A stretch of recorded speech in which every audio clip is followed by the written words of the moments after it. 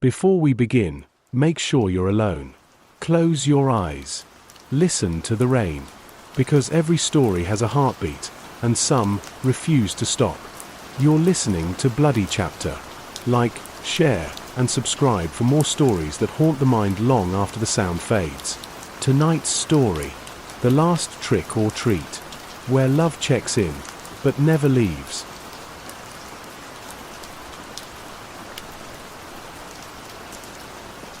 The rain started around dusk. That slow, heavy kind, the kind that feels like it's washing the world away one drop at a time. Margaret stood by the window, lights off, curtain cracked just enough to see the street. Halloween. Again. She hadn't celebrated it in years. No porch light. No candy. No laughter. Just the sound of rain, and that hollow, aching quiet that always settled around her this time of year.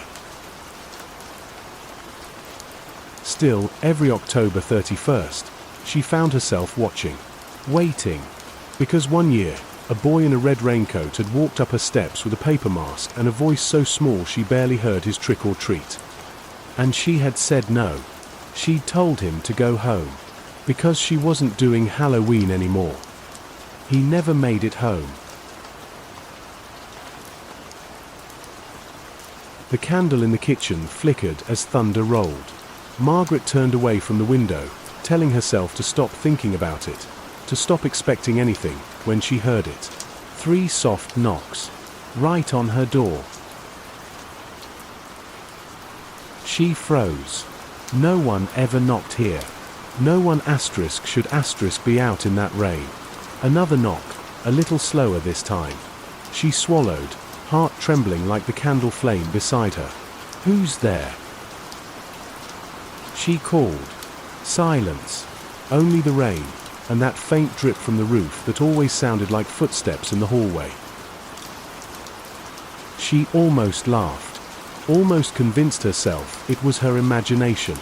Then, another knock. Soft. Deliberate.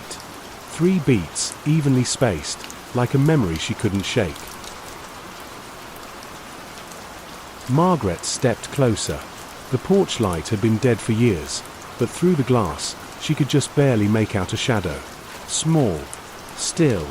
A child? Her throat tightened. No, not again. Go home, she whispered, voice shaking. Go on now. The shadow didn't move. She gripped the doorknob, just to feel something real, something cold, and in that moment, she swore she heard it again. That same voice, soft, wet with rain, trick or treat. Her fingers slipped from the knob. She stumbled back, hand to her mouth. No, it couldn't be. That voice was gone. It had been gone for 10 Halloweens. Thunder cracked, and for a split second, the sky lit up, enough to see through the glass. A red raincoat. A paper mask with a wide, crooked smile. Exactly as she remembered.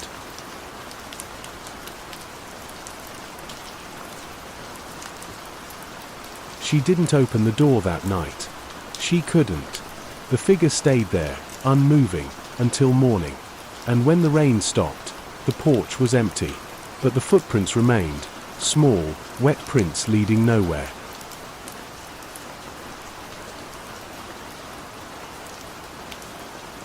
The next night, she heard it again. 3 soft knocks. Same voice. Same words. Trick or treat. Only this time, it wasn't Halloween anymore.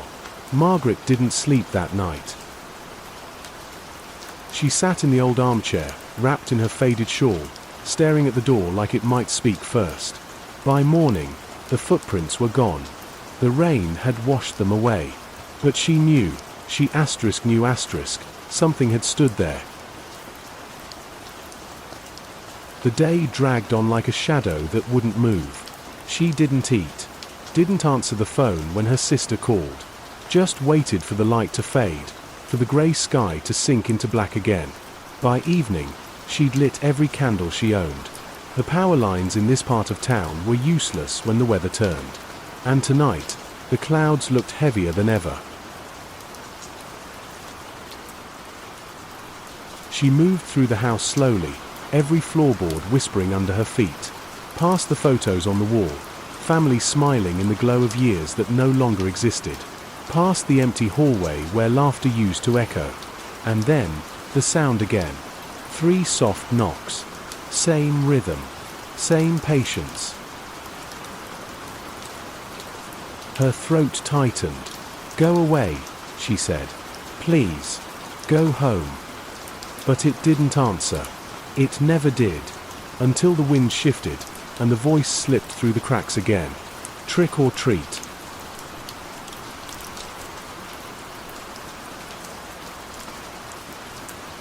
Margaret backed away, clutching her shawl tight against her chest. She could see the faint shape through the glass. The red raincoat. The paper mask, smiling through the storm. But this time, the mask wasn't tilted like before. It was pressed against the window, the paper soaked, almost fused to the glass. And behind it, she thought she saw eyes. Black, hollow eyes. The candle nearest the window flickered, then died. Margaret stumbled backward, whispering the same thing she did every Halloween since that night. The same prayer. The same lie. "I didn't mean to." She hadn't meant for the boy to run. Hadn't meant for him to cross the street in the rain. Hadn't meant for the headlights to catch him mid-step, his little bag of candy scattering across the asphalt like broken promises. No one ever blamed her. They said it was an accident, that the driver had been drinking. But Margaret knew better. She had closed the door. She had said no. Another knock. Louder this time. Not a child's knock, but something heavier. Insistent. The air grew colder, the rain louder. She turned toward the door, and the handle began to move on its own. Slowly, deliberately.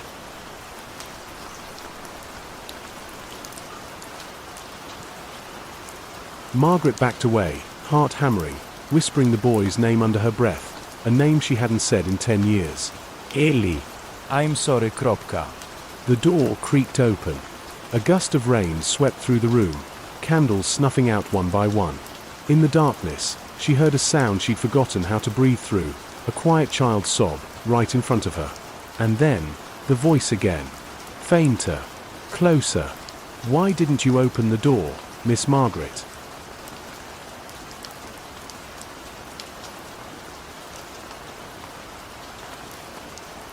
Her knees gave out. She couldn't see, couldn't move. Just that voice, and the slow, wet shuffle of footsteps moving closer. Something small brushed her hand. Cold. Wet. Sticky. When she looked down, she saw it, a candy wrapper. Old. Torn. Faded red and white stripes, like blood diluted by time. Margaret screamed. The candles flared back to life. The door was shut. The room empty. Only the candy wrapper remained, damp and curling in her trembling hand.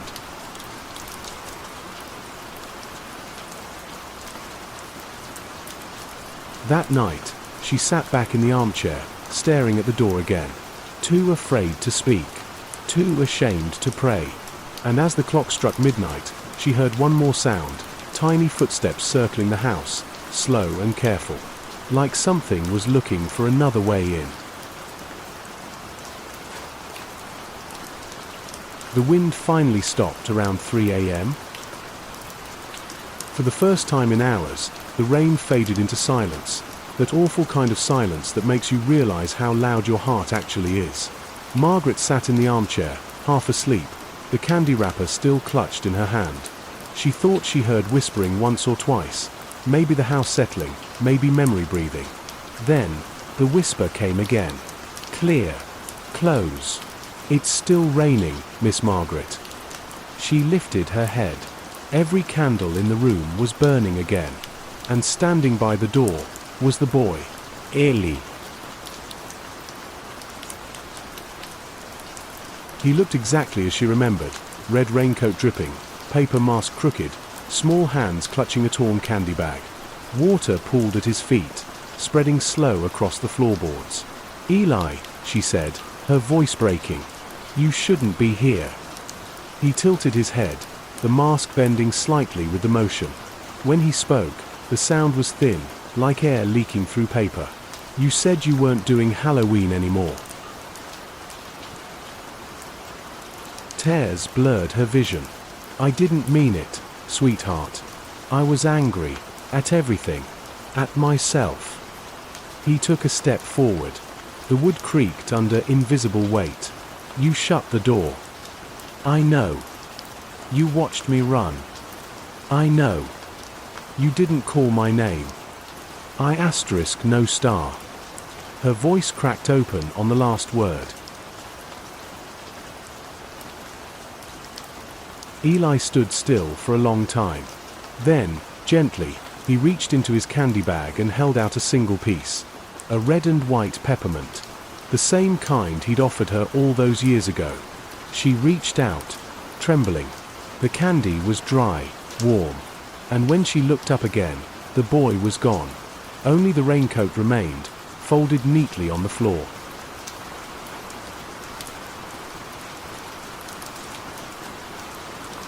Morning came grey and hollow. Margaret sat by the window, peppermint still in her palm. The street outside glistened with rain, but the puddles looked wrong, too still, too deep. And then she saw it. Her own reflection in the glass, not in the window, but in the puddle. She wasn't in her chair at all. She was standing on the porch, looking in.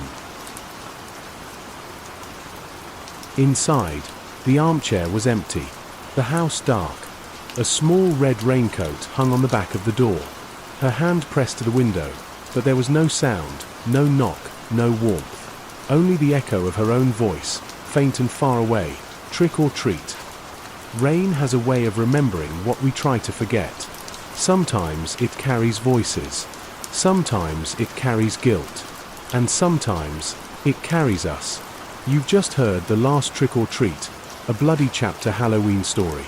Like, share, and subscribe to Bloody Chapter for more stories that haunt the mind long after the sound fades. Happy Halloween, and whatever you do, don't answer the door tonight.